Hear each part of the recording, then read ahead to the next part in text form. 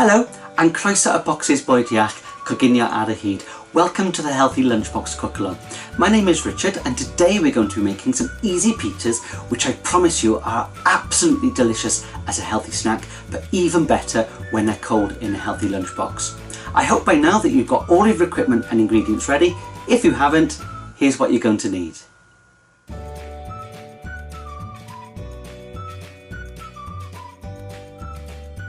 Okay, so now that you've got everything ready, let's get cooking. The first part of this recipe is to prepare the vegetables to go on top of your little pizza. And there's lots of different vegetables that you can choose from. However, today I'm going to choose just one little cherry tomato. I've got 2 slices of pepper. I've got some pipid melon, some yellow pepper, and also some pipid gwyrdd.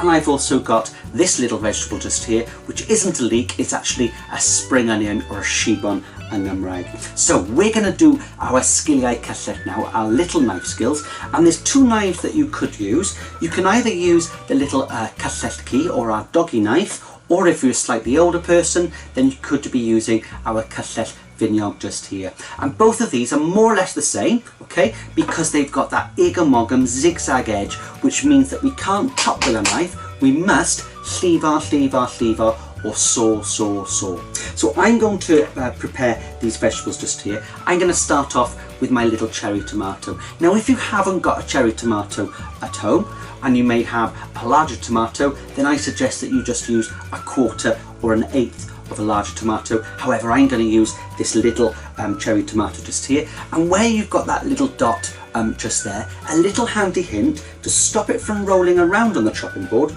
always put your dot down and it'll stay nice and still.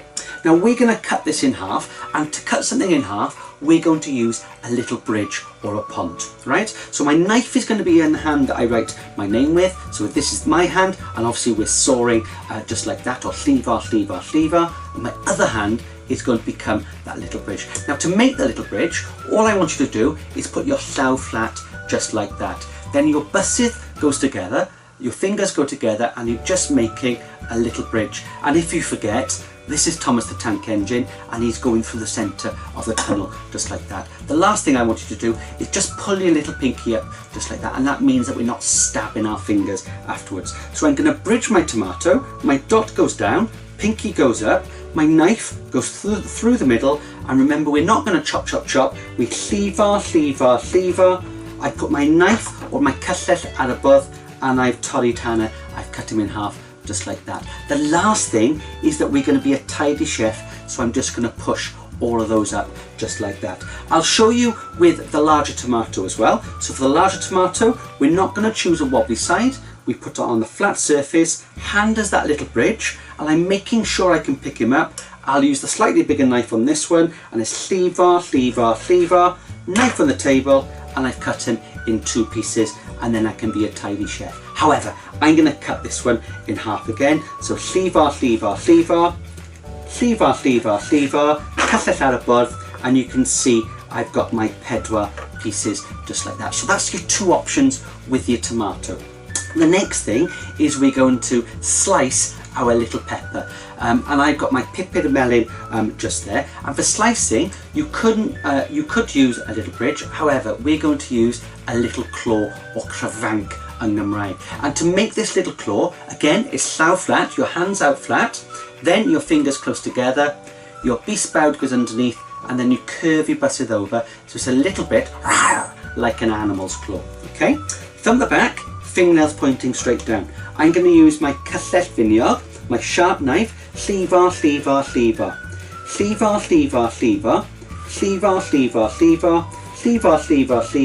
saw, knife on the table, cutlet out above, chef tackless, tidy chef, and you can push all those up to the top. And by pushing them all up to the top, it means that we've got a nice surface to work on. So again, fingers the claw, hand out flat, byssydd together, bysbawd goes underneath, and then curve your byssydd over, thumb at the back, fingernails pointing straight down. I'll use my little cutlet key, llifar,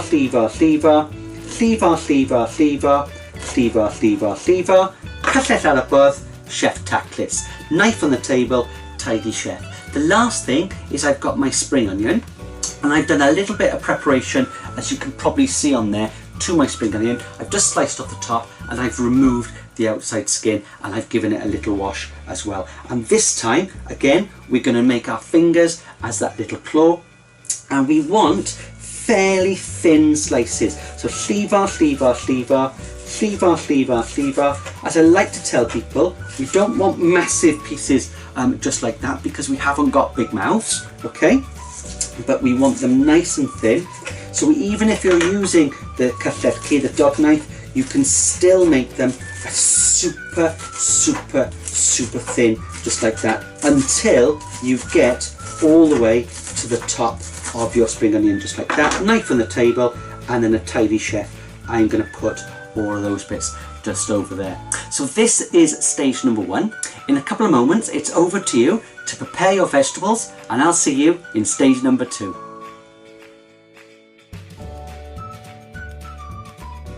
Okay, so now that you've prepared your vegetables, we're ready to start making these delicious pizzas. And there's lots of different options when it comes to the base of your pizza. Today I'm going to be using these wholemeal pita breads. However, you could be using a slice of bread, you could use some bread rolls, you could use a thin, you could use a wrap. There's lots of different things that you could be using. Just try to make sure that whatever base you choose, that it's either a wholemeal or at least a half and half, half white to half wheat type of bread, because that means it's got extra fibre in it, which is going to keep us fuller for longer, but also help to keep the food moving around in our bodies. So I'm going to have my little pita just there, and I quite like using pitas because they're quite a nice sort of size to go in our lunchbox as well.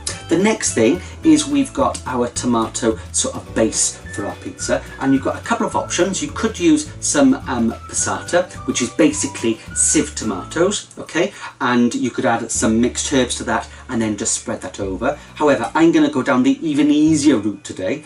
I've got some tomato puree, but I'm going to make it a little bit more flavoursome. So to my tomato puree, I'm going to add just 1/4 teaspoon of some mixed herbs, right? So this is going to add that intense sort of Italian pizza sort of flavour. And just to slacken it down and not have so much of an intense tomato flavour, I'm going to add just 1 and 2 spoonfuls of water, and that will help to spread it afterwards. I'm going to tidy myself up here as well, so I don't knock anything over. I'm just going to pop those back there, and you can see those bits in there, and I'm just going to give that just a little mix. Cymysgu, cymysgu, cymysgu. Mix in Welsh is cymysgu, right? So I've got my tomato paste or sauce just there, and there's probably enough for 2 to 3 little easy pizzas just here. So I could make one for lunch and one for a snack, and all I'm going to do is pop 1 bit just on there, then using the back of my spoon, I'm just going to guascari, I'm just going to spread it over just like this. Now then, there's lots of young people that I find, right, in schools, and they don't like the crusts of a pizza. Now if you don't like the crusts of a pizza, okay, just do a crustless one. Spread that sauce right up to the edges, and you won't even notice that you've got a crust on there, right? Personally, I really like the crust of a pizza. I find it quite satisfying when I'm eating it, right? But I know lots of people don't particularly like crust and will waste it. So we get all that sauce all the way to the edge, just like that. So we're going to do a crustless sort of pizza, just like that, right? The next thing, I'm just going to pop that just over there. The next thing is we have got our cheese. I'm going to get my 2 graters out, and that brings me nicely on to thinking about caws yoghurt a llaeth. Cheese, milk and yoghurt is super, super, super good for us, right? It's jam-packed full of calcium, okay, which is good for our teeth, our dannedd, and it's also good for our bones, our esgyn, okay? Cheese, milk and yoghurt has also got a little bit of protein in there as well, which is good for our muscles. I haven't got many to show you, and it's good for our growth and repair as well. So I've got my little bit of cheese just there, and you've got a couple of options when it comes to our graters.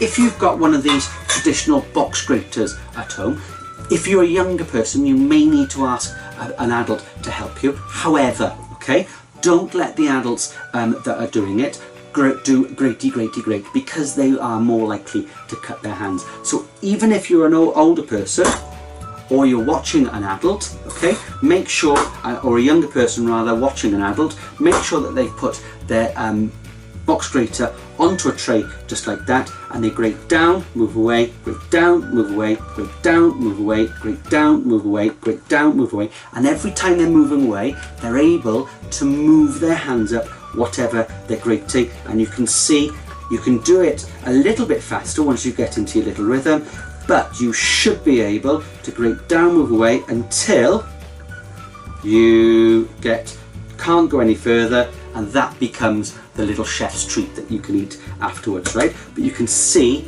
I've got all of my grated cheese just there. The other option is to find one of these little rotary graters, and these rotary graters, joke alert, are great. Okay, your cheese goes mewn a grater just there, and the great thing about these graters, okay, is that you can't cut your fingers. And then all that we're going to do is turn and turn and turn and tap. Try a throw a throw a tap.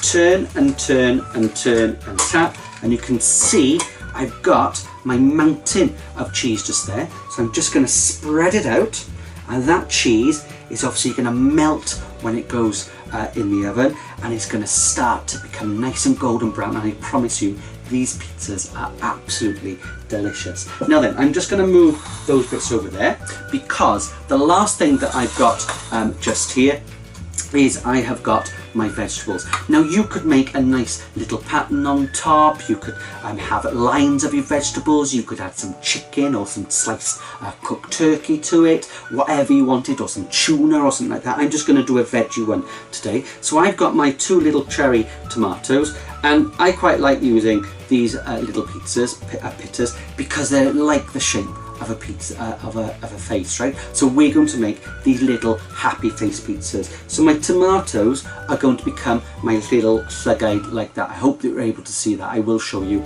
in a couple of moments, right? Then I've got my spring onions, which are going to become my trine, my nose, right? So they are going to go just there like that. I've then got my pupur melyn, which is going to become my ceg hapus, my happy smile. So 1, 2, 3, 4, 5, 6, and then my green pepper is going to become my eiliau, my eyebrows, just like that. And then the last thing I've got is I have got some corn melys, nay India corn, and I'm just going to turn those into my little ears just as so. And obviously you could have some mushrooms to have your ears, you could use lots of other vegetables, but I'm hoping that if I hold that up just like that, you can see that I've made a little pizza wiener papis. Now then, once you have made those, these are then going to go onto a baking tray, and you can see on my tray just here that rather than making another pizza out of pita bread, I've just got these little French sort of stick wholemeal rolls just here, which I just halved, and we're going to use those as well. These then go in the oven at 190 degrees centigrade, that's gas mark 5, for about 10 to 12 minutes, just until the cheese is melted, the bread is starting to toast around the edges, and it's all getting cooked off, and then they come out. We can eat one as a healthy snack, and the other one can go in a nice healthy lunchbox. So this is stage number 2. I'll see you once yours are in the oven and mine are out.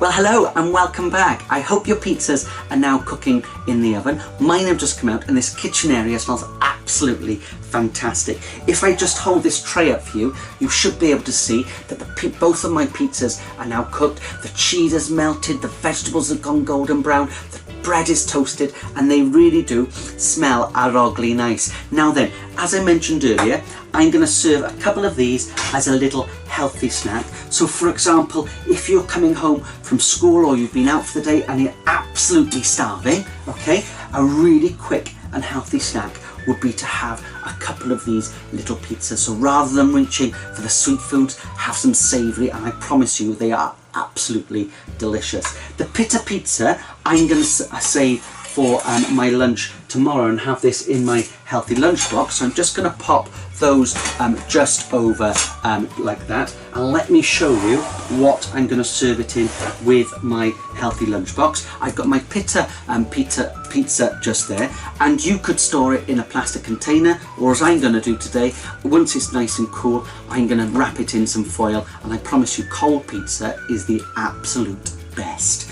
Then, to make this more of a balanced meal, I'm going to serve it with some vegetable sticks and quartered cherry tomatoes just there. And then for my sweet sort of fix, I've got this delicious fruity cheesecake pot, the recipe for which and video is available on our website, and I'm going to serve that with a portion of fruit. And today we're having this little apple just there. Now obviously I need to make sure that this is all kept cool during the morning before I have my lunch. So what you could do with your bottle of water, that could be filled with water the night before, put that into the freezer, that goes into your lunchbox, and everything will be kept nice and cool. There's also lots of other options. I really like this little ice pack in the shape of a pineapple just there, which I found online, and that's a really good way of keeping things nice and cool.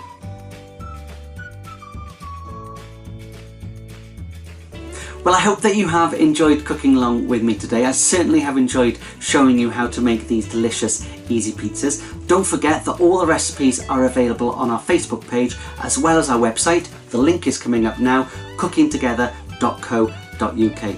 I look forward to cooking with you again in the future, but in the meantime, cook in your happiness.